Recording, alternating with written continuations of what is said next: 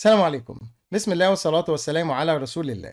كتير يا شباب من الناس اللي بتعمل محتوى بتكون محتاجة دعم معنوي، محتاج حد يشكره، يقول له بارك الله فيك، شكرا، تسلم، ربنا يبارك لك. حاجات كتير قوي بتفرق معاه، حتى لو انت بتجامله في بداية حياتك، ما دام هو بيقدمش حاجة وحشة، يعني بيحاول يجتهد، ممكن يكون لسه مبتدئ، فدي حاجة جميلة جدا.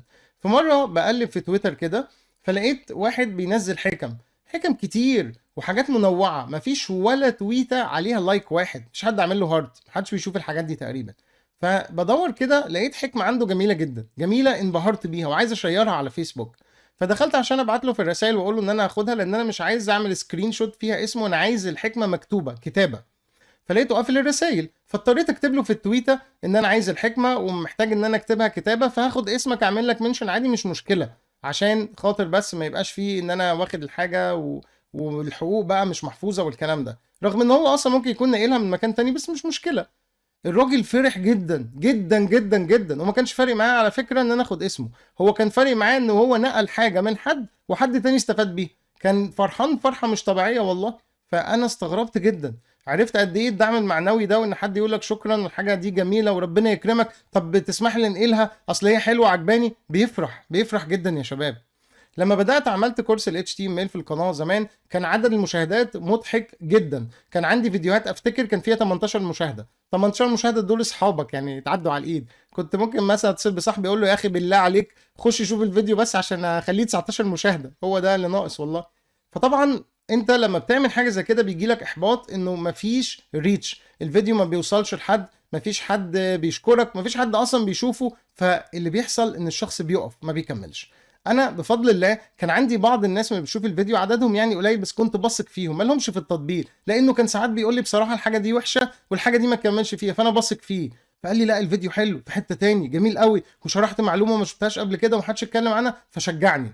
فهنا شجعني، انا عملت ايه؟ اهتميت بالريتش اللي هو 18 مشاهده، لا كملت وفضلت ان انا اكمل باقي الكورس واشرح كورسات تانية، والمشاهدات فضلت مضحكه. فين وفين لما فيديو يجيب 300 مشاهده انا كنت بعمل فرح واحتفل انا واصحابي، يا جماعه انا جبت 300 مشاهده في الفيديو. طيب، بعد فتره افتكر ان انا كنت بحتفل بان واحد من فيديوهات كورس ال HTML اللي هو الانترو كان معدي المليون ونص مشاهده، الانترو بس، وبحكي قصه ان انت ما تهتمش بالريتش خالص، الريتش حاجه مهمه والدعم حاجه مهمه والناس تشكرك حاجه مهمه، بس ما يكونش اول حاجه، يعني ما تعتمدش عليه ان انت تحط الحاجه دي قدامك اول حاجه، لو ما فيش ريتش اقول سلام عليكم وما كملش، لا. بعد فترة لو انت ربنا كرمك واسمك سمع وبدأت فعلا تتعب وبدأت تحس بجزء من النجاح، هتبدأ تلاقي الناس جابت الحاجات القديمة بتاعتك كلها، هتبدأ تلاقي واحد بيقول لك انا هراجع مقالاتك القديمة كلها، ده انت كنت كاتب حاجات جامدة. هتلاقي الحاجات اللي كان عليها 2 و3 لايك زمان اللي انت كاتبها، الناس بتسكرول تحت خالص في بروفايل الفيسبوك بتاعك عشان تقرا الحاجات اللي انت كتبتها قبل كده، ويتبسطوا منك جدا.